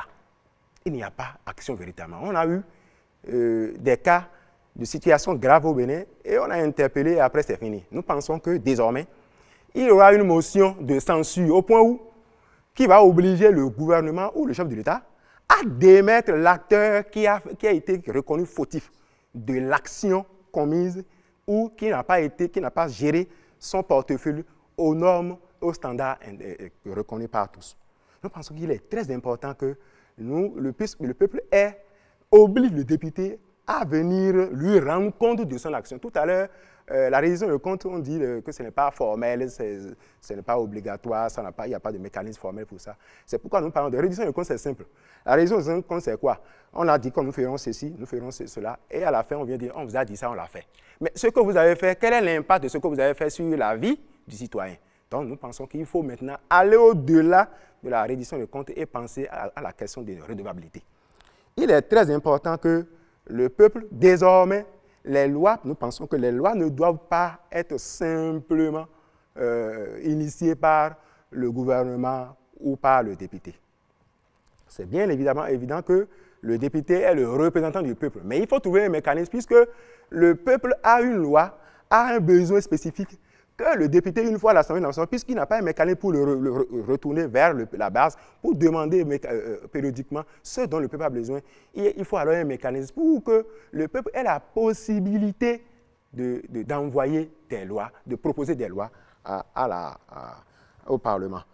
Ceci peut se faire à travers un mécanisme, à travers le règlement, de revoir le règlement. Puisqu'aujourd'hui, par exemple, la Cour constitutionnelle, tout Béninois, peut porter plainte devant la Cour constitutionnelle. Donc, il faut alors que nous trouvions un moyen pour que le peuple puisse s'exprimer ouvertement à travers l'envoi ou la proposition des lois à l'Assemblée. Donc, en ce qui concerne le contrôle de l'action gouvernementale, nous pensons que ces trois mécanismes seront assez suffisants pour renforcer tout ce qui existe déjà. Et je rappelle que les mécanismes, c'est d'abord permettre au peuple d'interpeller le député. Deuxièmement, mettre en place une motion de censure qui permettra à ce que le gouvernement ou le chef de l'État puisse démettre un citoyen, un acteur dans l'exercice de ses fonctions qui n'a pas agi selon les normes. Et puis enfin, un mécanisme pour permettre à ce que le peuple puisse lui-même envoyer ou faire des propositions de loi. Pour l'UP Le Renouveau. Oui, avant de parler de ça, je voudrais rappeler encore ce que j'ai dit une fois, mais que le représentant de Mouel Bénin n'a jamais voulu entendre. À chaque fois qu'il prend la parole, il dit que nous avons refusé de faire le contrôle de l'action gouvernementale. J'ai dit une fois, les mécanismes par lesquels on contrôle l'action du gouvernement. J'ai listé, et tout le monde connaît ça sur ce plateau, que pour les questions orales, les questions écrites, tout ça là se fait régulièrement à l'Assemblée nationale, sauf si vous n'êtes pas au Bénin. Si vous êtes au Bénin, vous aurez dû suivre régulièrement que ça se fait à l'Assemblée nationale, et que la presse relaie que les ministres font le chemin du Parlement pour aller répondre aux questions que les députés de la 8e législature leur posent. J'ai dit seulement par rapport à deux outils que sont les commissions d'enquête parlementaire et le contrôle public des entreprises, que ces outils-là, pour les mettre en œuvre, on a besoin de beaucoup de ressources et que sur ce plan, on est souvent limité. Mais il ne faut pas dire que j'ai dit que faute de moyens, on a refusé de faire le contrôle de l'action gouvernementale. Je n'ai jamais dit ça. Jamais dit ça. Bon, pour nous, c'est les faiblesses qu'on relève. Quand on relève les faiblesses, il faut imaginer à comment les corriger. Les faiblesses que moi j'ai relevées, c'est les limites budgétaires que je viens de relever. Et ça, c'est factuel. Tous ceux qui sont sur ce plateau devaient donc m'en féliciter d'avoir dit ça. Je le dis pour qu'à la prochaine législature, qu'on puisse corriger cela, parce que j'ai vécu ça. Et pas de façon aisée. Et je dis, nous tous nous devons être d'accord pour dire, pour ceux qui auront la chance d'être à la prochaine législature, encore que nous allons travailler pour empêcher certains d'y aller, sur le terrain, on va les battre, ils n'y seront pas malheureusement, mais pour que ceux qui y seront, je le dis pour qu'on puisse savoir que ces choses-là, on va les corriger, pour permettre que le contrôle de l'action gouvernementale soit efficace sur tous les plans. Donc c'est cela, pour moi, il n'y a pas grand-chose à corriger que lorsque nous y serons, nous allons œuvrer à ce que l'Assemblée nationale dispose beaucoup de ressources pour permettre que les outils sur lesquels pour les mettre en œuvre, on a besoin de ressources pour qu'on puisse disposer de ressources. Nous sommes toujours sur la question, que faudrait-il changer au besoin, au mieux, pour que les députés exercent un peu plus davantage la fonction de contrôle de l'action gouvernementale? Réponse de l'UDBN. Je crois qu'il faut d'abord exorciser le député béninois. Quand on l'observe, on a l'impression qu'il y a une pesanteur qui l'empêche d'oser, d'aller de l'avant, d'exercer sa mission. Et on se demande s'il est au fait de la mission que le peuple lui a confiée. C'est pourquoi, dès les premières heures de la législature, nous allons nous battre pour que le député béninois soit formé par rapport à la mission qui lui a été confiée, par rapport à son rôle, soit formé sur toutes les fonctions, toutes les prérogatives que le peuple lui a données. Ensuite, faire de la reddition du compte une obligation, que ce soit constitutionnel, légal, réglementaire, faire de la reddition de compte une obligation, que nous soyons dans un mandat national ou un mandat impératif, cela n'empêche nullement la reddition de compte. La reddition de compte ne peut être faite que lorsque le député est avec le peuple, que lorsque le député est à l'écoute du peuple, lorsque le député tient compte des besoins du peuple, lorsque le député tient compte des aspirations du peuple, lorsque le député tient compte de l'intérêt du peuple. Et lorsqu'il est au fait de ces besoins du peuple, il peut à tout moment contrôler l'action gouvernementale. Le contrôle de l'action gouvernementale, ce n'est pas seulement parce qu'on n'est pas en phase, lorsqu'on a des choses à reprocher au gouvernement, qu'il faille exercer l'action gouvernementale. L'action du gouvernement peut être exercée pour obtenir du gouvernement des éclaircissements sur certaines actions, des actions menées dans l'intérêt du peuple. C'est parce que justement le peuple ne comprend pas ce qui se fait pour lui, pour son compte, que parfois il y a cet déphasage entre le peuple et le gouvernement, entre le peuple et ses dirigeants. Donc, nous serons tout le temps à l'écoute du peuple. Nous disons que la reddition des fonds se fera pas trimestre, mais nous serons permanemment à l'écoute du peuple pour pouvoir relayer ses aspirations. Parce qu'à l'UDBN, nous estimons qu'il faut légiférer autrement, qu'il faut faire autrement le contrôle de l'action gouvernementale en tenant bien compte des valeurs que nous avions citées tout à l'heure, des principes que nous avons évoqués tout à l'heure, le besoin du peuple, l'aspiration du peuple et l'intérêt du peuple. Nous avons décidé de légiférer pour la jeunesse, avec la jeunesse. Parce que qu'est-ce que nous remarquons? On va à l'Assemblée, on vote une loi dans l'intérêt d'un citoyen ou contre l'intérêt d'un citoyen, le citoyen ne souhaite pas qu'on a voté une loi qui doit l'encadrer. Nous allons associer la jeunesse pour voter les lois qui concernent la jeunesse. Nous allons prendre des lois pour la femme, avec la femme. Ce sont les femmes, elles, qui vont dire de quoi elles ont besoin. Et donc, nous devons donc tenir compte de leurs besoins, de leurs aspirations pour voter des lois. Le député de la 9e législature doit être un député du peuple, doit être un député qui tient compte de la volonté du peuple. Voilà ce que, à l'UDBN, nous ferons à cette 9e législature. Sur ce plateau, tout le monde fait appel au peuple. Alors, si on considère qu'il y avait un déficit de formation des militants, si on considère que les écoles politiques étaient en panne, je pense que tout le monde était d'accord là-dessus. Comment pensez-vous aujourd'hui démontrer à ce même peuple que bien que ce gap ait existé, que vous allez réussir parce que vous êtes au Parlement, vous allez arriver tout d'un coup, par peut-être un coup de baguette magique, renouer avec ce peuple et l'associer, comme tout le monde ici le dit, à toutes les actions. On a même parlé de lois faites par le peuple. On voudrait vous entendre concrètement là-dessus, entre ce peuple que tout le monde appelle, tout le monde associe à son œuvre, et la réalité de la pratique politicienne telle qu'on le connaît dans ce pays et qui a justifié toutes les réformes qu'on a implémentées depuis 2019, les démocrates. Merci infiniment, monsieur le journaliste. Je crois que même lorsque nous disons que le peuple est ignorant, excusez-moi, j'ai peut-être cru entendre ça au niveau de ce studio. Je crois qu'on ne peut pas être, même si ce que ceux qui ont utilisé ou bien ceux qui auraient utilisé l'expression qualifie d'ignorance, c'est peut-être ne pas connaître les pratiques parlementaires, ne pas connaître les principes du droit. Mais même quand on est ignorant, si je considère cela, on ne peut pas être ignorant sur son propre bonheur. On ne peut pas être ignorant sur ce qu'on recherche, sur ce qu'on veut, sur ce qu'on souhaite. Et le peuple, lorsqu'il se mobilise pour qu'on ait des députés à l'Assemblée nationale, en amont, c'est parce que le peuple a des besoins. Le peuple a des besoins. On souhaiterait avoir des écoles de qualité, une éducation de qualité, des centres de santé bien équipés. On souhaiterait avoir plus d'emplois.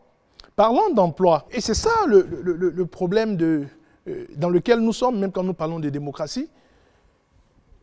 Ce peuple, vous ne pourrez pas l'enseigner sur le fait que peut-être il ne maîtrise pas les principes du droit, mais quand la loi dit que désormais, que vous soyez dans le domaine du privé, vous n'avez plus droit à un contrat à durée indéterminée, mais ça frappe directement les populations.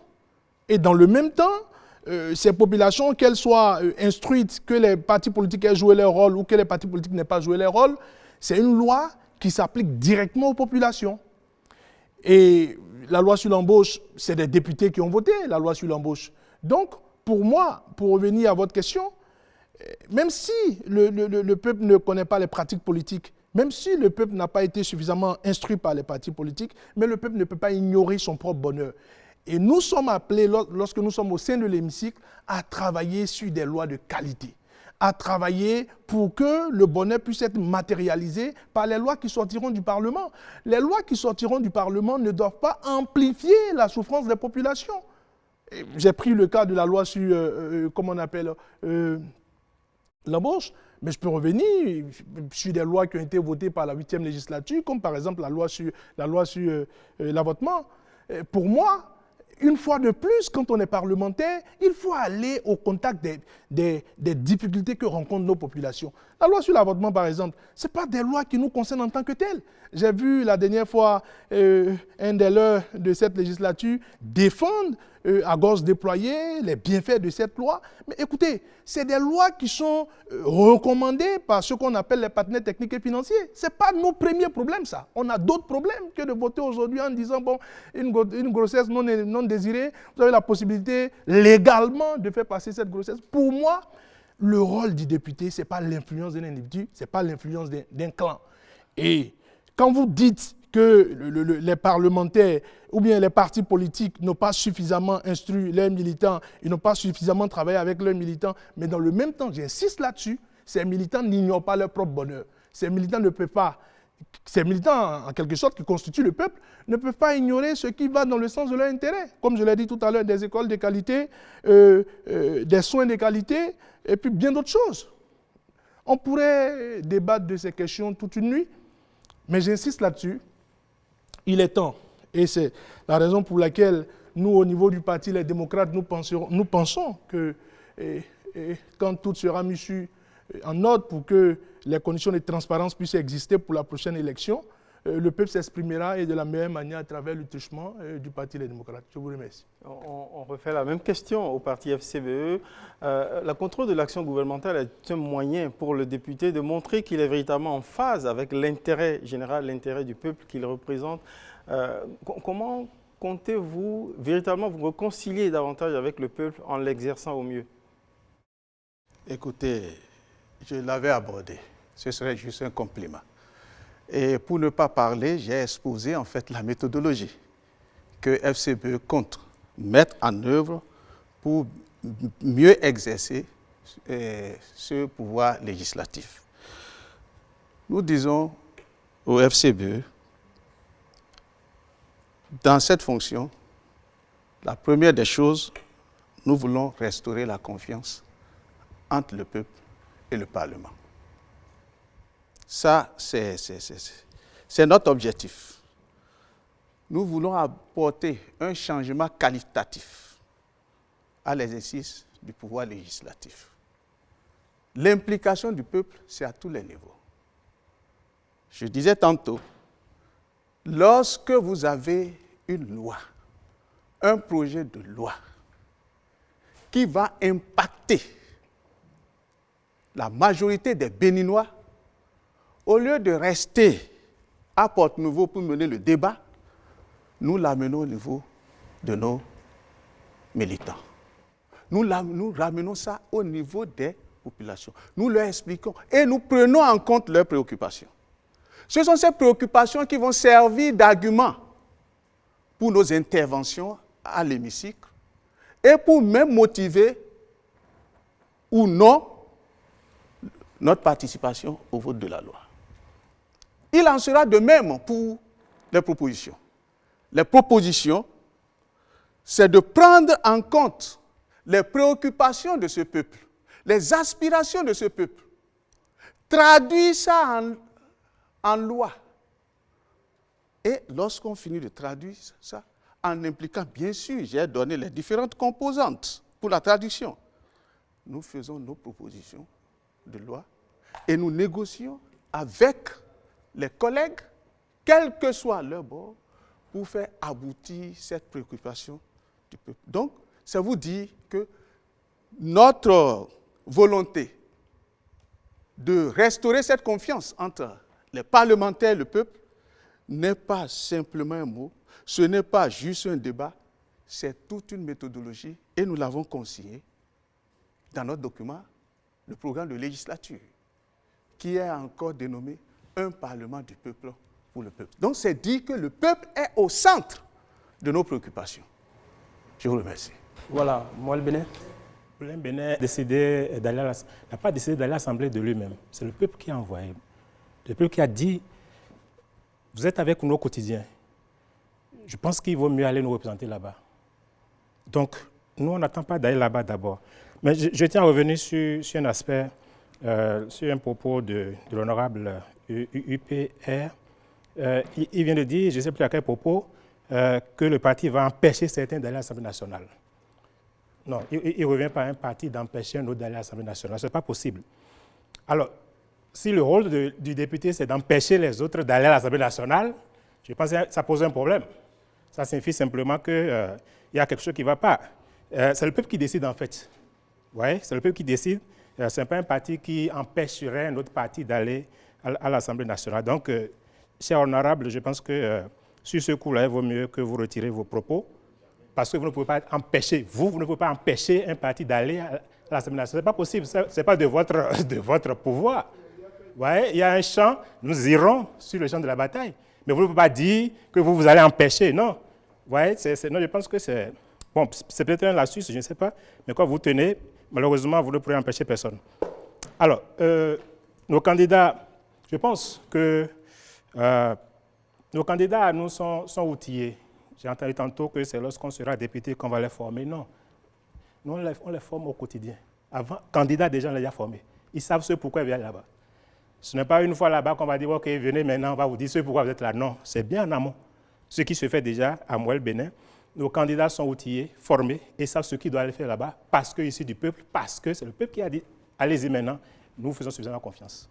Donc, sur ce point-là, je pense qu'il n'y a pas à redire, c'est bien cela. En fait, notre présence à l'hémicycle, à la législature 2000, la 9e,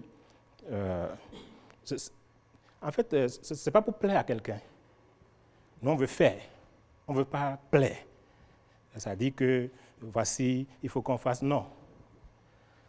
Et je répète encore une fois, la position de ce parti-là, c'est de dire, on peut soutenir, mais on peut critiquer, et on peut dire lorsque ça ne va pas. Donc c'est pour vous dire que, est-ce qu'on doit réconcilier le peuple avec les partis politiques? En tout cas, au niveau de Moël Bénin, il n'y avait pas eu césure, du moins, pour qu'on puisse parler de réconciliation, peut-être avec les autres, je ne sais pas trop. Donc, c'est pour dire que Moël Bénin reste droit dans ses bottes et va mouiller le maillot. Et je pense que pour ceux qui pensent déjà empêcher les gens, ils ne pourront pas faire grand-chose. Moël Bénin est présent, il sera très bien présent, malgré tout ce qu'on va attendre comme embûche. Il va être traversé. Merci. MPL. Merci beaucoup. Bon, je ne suis pas surpris que certains pensent qu'ils peuvent empêcher d'autres. On nous avait déjà empêché de par le passé, donc c'est que ils sont dans leur logique. Mais le combat, au moins plus ou moins, est ouvert aujourd'hui. nous avons eu la possibilité de déposer nos listes et nous sommes en liste pour les législatives. Quand vous parlez du mouvement populaire de libération, notre logo est représenté par un balai. Nous savons ce qu'un balai fait. C'est pour nettoyer, balayer, rendre propre. Notre objectif est de rendre propre. Et ceux qui le font, c'est les humains. Il n'y a que les humains qui balayent. Le jour, l'Éternel balaie, c'est qu'il n'y a plus rien. Donc, il n'y a que les humains qui nettoient. Donc, pour nous, nous sommes avec le peuple. Nous n'avons aucun problème avec le peuple. Et nous pensons que nous le serons davantage si nous mettons en place les mécanismes que je viens de citer tout à l'heure. Puisque vous voyez bien, nous avons dit que notre vision est basée sur le fait que nous voulons faire du Parlement un levier pour l'enracinement de la démocratie et le développement intégral. On n'est pas député pour empêcher le peuple de vivre. On est député pour permettre à ce que le peuple puisse avoir un droit de regard sur ce qui se fait au niveau national. J'observe que pour ce qui concerne l'action gouvernementale, qui est le sujet d'aujourd'hui, nous n'allons pas nous extirper des principes que nous avons définis dans notre projet de législature. Et nous pensons que c'est faisable que les lois soient, les peuples aient la possibilité de proposer les lois. J'ai dit tout à l'heure que le peuple a la possibilité de faire une action devant la Cour constitutionnelle. Le peuple a la possibilité, le député a la possibilité d'interpeller le gouvernement. Donc, il suffit juste seulement d'étendre ses droits, ses prérogatives au peuple, puisque le peuple est souverain, puisque l'action du contrôle de l'action gouvernementale, le contrôle de l'action gouvernementale est souverain, c'est une action du peuple que le peuple a déléguée aux parlementaires. Si alors, dans l'exercice, dans la pratique, on observe qu'il y a trop d'atermoiements, on retourne simplement la mission, cette prérogative-là, au peuple souverain qui l'exercera. Mais du coup, comme on ne peut pas demander à chaque citoyen de venir devant le Parlement, alors nous avons pensé qu'il faut mettre un mécanisme bien structuré en place pour que le peuple ait la possibilité de demander non seulement des comptes au gouvernement, mais aussi aux députés. Faire les lois avec le peuple, nous pensons que les mécanismes existent. Quand nous sommes pendant la campagne, pendant les 15 jours, nous irons au contact des peuples, nous allons faire des réunions dans tous les villages, dans tous les hameaux. Pourquoi alors ne pas utiliser ce même mécanisme pour dire, bon, nous pensons que telle loi peut vous aider, qu'est-ce que vous en pensez? Mais au fond, une loi règle un problème spécifique. Alors, si le problème spécifique est connu, c'est que nous savons les acteurs qui en souffrent largement. Aller vers eux pour demander leur avis sur ce que nous pensons faire pour aider à régler ce problème, je pense que ce n'est pas trop dire, trop demander. En venant ici, j'étais à une réunion où un militant du parti dans Ouessé me disait « mais il faut parler des questions de transhumance. Chez nous, là-bas, c'est un gros problème. » J'ai dit « mais d'accord, mais le gouvernement a un programme qui parle de la sédentarisation. Donc, est-ce que en attendant que ça ne vienne là, il faut que vous trouviez une solution. » Donc, vous voyez, c'est déjà un problème. Alors, on a vu ce Bako tout à l'heure parler de la question de vente de produits agricoles. Alors, c'est déjà un problème. Donc, si le peuple souffre, a des problèmes, mais ne sait pas à qui s'adresser pour véritablement exprimer ces problèmes. Donc, si on leur donne l'occasion un jour, c'est vrai que c'est un mécanisme qui sera beaucoup plus bien organisé. Ça ne sera pas un fou, il y aura tout un comité. Nous pensons réellement qu'il y aura tout un comité qui va s'occuper de ça, qui va de temps en temps soit descendre dans les villages, vers le bas peuple, ou mettre un mécanisme pour que le peuple puisse envoyer ces propositions, ces sujets sur lesquels nous pouvons réellement travailler. Merci au MPL. Vous avez franchi la barre fatidique des 15 minutes. On va entendre l'UPR sur le même sujet. Merci beaucoup. Je pense que à chaque fois que je parle, le représentant du Moyen Bénin traverse ou revient sur mes propos. Ce que j'ai dit, cette fois-ci, il a été suivi par le représentant du MPL, peut-être par mes gardes. Ce que j'ai dit, pour dire que je vais empêcher certains d'accéder au Parlement, ce n'est pas extraordinaire. D'autant plus que la loi fait obligation à tous les partis politiques de positionner des candidats sur les 109 sièges.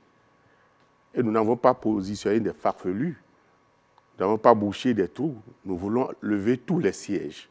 Donc chaque parti qui positionne 109 a l'ambition de lever les 109 sièges et par essence, veut empêcher les autres d'avoir du député. Tous les partis ici qui sont candidats veulent nous empêcher à l'UP de retourner au Parlement. De même que nous voulons vous empêcher de lever les sièges. Ce n'est pas extraordinaire, ça. C'est la compétition. Chacun veut gagner tous les sièges. C'est ce que j'ai dit sur le terrain. Je n'ai pas dit pas un autre mécanisme, j'ai dit sur le terrain. Donc, ce n'est pas extraordinaire, ce n'est pas difficile à comprendre ça. Alors, l'UP, le Renouveau, c'est un parti de masse, un parti du peuple, un parti en phase avec les aspirations du peuple, un parti dont l'idéologie est de se préoccuper des besoins du peuple, des difficultés du peuple et de tout faire pour que le peuple s'en sorte. Et tout ce que nous faisons, c'est pour le peuple. Et d'ailleurs, nous ne sommes pas, il n'y a pas de césure entre le peuple et nous. Depuis 2018 que l'UP Le Renouveau est créé, l'UP est créé puis devenu l'UP Le Renouveau, le peuple massivement vote pour l'UP Le Renouveau. En 2019, en 2020, nous sommes aujourd'hui le plus grand parti politique du Bénin. Parce que le peuple l'a voulu ainsi.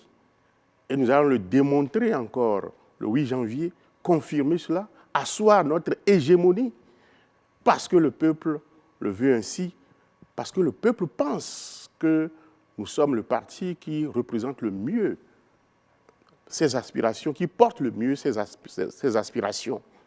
Et à l'interne, nous avons des mécanismes, des dispositifs qui permettent que les militants de l'UP Le Renouveau soient formés pour pouvoir être proches du peuple.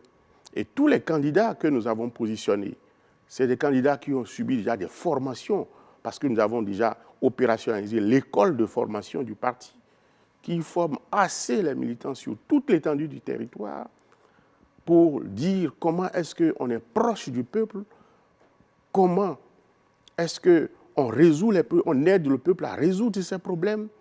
Et les députés de l'Union progressiste, le Renouveau, portent les aspirations du peuple à l'Assemblée nationale. Et au sein de notre groupe parlementaire, il n'y a pas de loi qui vienne à l'Assemblée nationale sans que nous nous assoyions là-dessus, sur cette loi, de réfléchir sur les impacts que cette loi aura sur le peuple que nous représentons. Et nous apportons nos amendements par rapport à ces lois, et les amendements sont acceptés. Je peux dire même que pour le budget que nous venons de voter le 1er décembre passé, le projet de budget qui a été introduit, l'UP, le groupe parlementaire de notre parti, s'est assis pour formuler, pour proposer des amendements afin que le budget qui sera finalement voté puisse traduire les désirata donc du peuple dont nous sommes mandataires à l'Assemblée nationale. Et cette année, ça n'a pas raté. Je pense que près de 84% de nos amendements ont été acceptés. Ça veut dire que l'UP Le Renouveau a agi sur le budget, la mouture initiale introduite par le gouvernement, pour permettre que la loi de finances votée finalement puisse permettre de résoudre les problèmes des populations. Et nos amendements ont permis d'envoyer des solutions à beaucoup de problèmes que les peuples, les populations nous ont posés, que nos mandats nous ont posés. Qui sont les peuples? Donc, nous sommes un parti proche du peuple et je pense que nous allons continuer dans ce sens. Vous avez été entendu suffisamment sur le sujet, parce que vous avez largement excédé au-delà des 15 minutes le temps imparti. On va entendre... L'IDBN, on entend l'IDBN. Voilà, pour finir. Merci. Les législatives de 2019, c'est une parenthèse qu'il faut vite refermer. On ne peut pas se baser sur ça pour apprécier, jauger sa popularité et par rapport au peuple. Ensuite, j'ai noté une sorte de velléité à une révision de la Constitution, suivant les interventions qui étaient que j'ai entendues là. Quand on me parle de la motion de censure, je voudrais rappeler qu'on ne peut parler de motion de censure que dans un État, dans un dans un régime parlementaire. Le peuple a choisi un régime présidentiel. Donc, sauf à modifier, à changer la Constitution, je ne crois pas qu'on puisse aller sur la motion de censure. Deuxièmement, vous me laissez aller, s'il vous plaît. J'ai entendu la relation député, peuple-député, comme une relation mandat-mandataire. Le peuple a donné mandat aux députés. Et pendant qu'il détient ce mandat, le peuple, sauf référendum, ne peut plus intervenir pour lui arracher le mandat. Il va patienter et attendre la fin de la mandature pour arracher, sanctionner son mandataire. Je crois que c'est ce qui est cohérent. C'est ce qui peut être fait en l'état du régime que nous avions choisi. Pour répondre maintenant à comment faire pour renouer avec le peuple, vous avez fait allusion à la formation à l'école des partis et autres. Je crois que ce n'est pas l'école des partis qui va régler la question. D'abord, nous devons reprendre le civisme, l'éducation civique depuis le primaire, pour déjà commencer à apprendre au peuple ses droits et ses devoirs. Rendre obligatoire l'école de formation au niveau des partis. Le militantisme s'enseigne au niveau des partis. Mais cette formation ne peut pas aller jusqu'à la pratique parlementaire. C'est la raison pour laquelle j'avais dit tantôt que dès qu'une législature s'installe, il faut un temps de formation pour éduquer, enseigner, rappeler aux députés ses droits et ses devoirs, ce qu'ils doivent faire, quelles doivent être ses relations avec le peuple. Oui, nous devons être avec le peuple que nous représentons. Oui, c'est ce peuple qui nous donne mandat, qui nous a donné mandat de le représenter. Nous ne pouvons pas tourner dos à ce peuple. Et voilà pourquoi, à l'UDBN, nous avions dit que nous devons être en permanence avec le peuple. Nous avions retenu une périodicité de 3 mois où nous devons chaque fois aller rendre compte à ce peuple, réduction que nous voulons obligatoire. Nous devons également écouter les aspirations du peuple. Le peuple doit pouvoir communiquer avec son mandat. Qu'on me parle de mandat impératif ou de mandat national, le peuple doit pouvoir discuter, doit pouvoir communiquer avec son mandat pour recueillir ses besoins, je l'ai dit, ses aspirations, je l'ai dit, et connaître son intérêt pour pouvoir légiférer, pour pouvoir utilement exercer le contrôle de l'action gouvernementale. Si vous ne connaissez pas les besoins, les aspirations, si vous n'êtes pas au fait des intérêts du peuple, vous ne pouvez pas contrôler, je veux dire, l'action du gouvernement. Voilà donc à l'UDBN ce que nous allons faire. Et cette pratique existait. Associer les peuples, associer les experts à l'élaboration de la loi, cette pratique a disparu. Il y avait une structure qui marchait, qui préparait, qui élaborait, qui étudiait, parce que ce n'est pas tout le monde qui connaît la légistique. Ce n'est pas tous les députés qui connaissent la légistique. Il y a des spécialistes, c'est une science. Et une science qui s'enseigne ne peut élaborer des lois qui veut. Le titre de député honorable n'est qu'une casquette qu'on porte.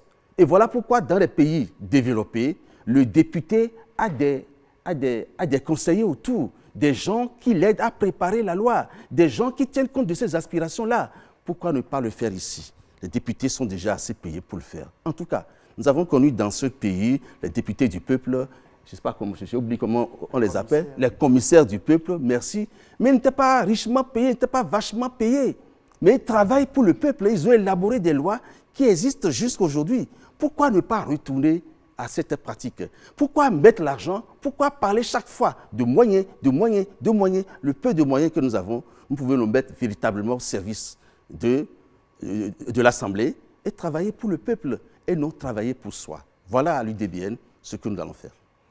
Merci beaucoup. C'est la fin de ce premier exercice du débat justement, le débat consacré aux législatives de 2023. On fera l'effort, transparence et équité oblige, pour que le temps de parole imparti à chacun soit le même à la diffusion pour les téléspectateurs, bien sûr avec le droit de regard des différents partis. C'est en tout appelé à compétir et donc à débattre ici, en espérant qu'au prochain débat, on aura la participation du BR, cher François Xavier. Merci Ozias et merci à tous ceux qui nous ont suivis depuis chez eux. C'est bon. Législative du 8 janvier 2023. Le débat.